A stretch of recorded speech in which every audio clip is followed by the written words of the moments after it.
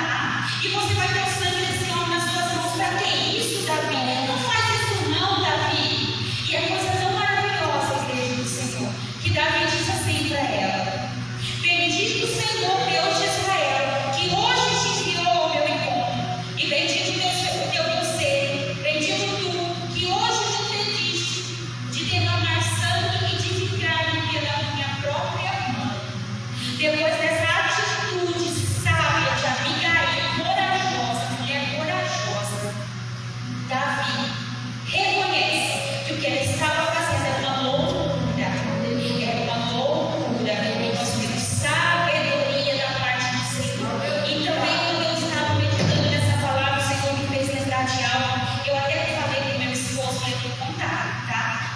Ele não pode contar. Porque era algo muito pessoal, era algo muito assim, que trazia muita tristeza no meu coração. Hoje eu entendo que eu falo de sabedoria, de maturidade, hoje eu entendo. Mas os irmãos se lembram, logo que nós aceitamos a Jesus, nós tínhamos já as situações. Eu não posso dizer que eu era madura na fé, porque eu já tinha experiência com o Senhor. Mas naquele dia eu agi de forma muito errada.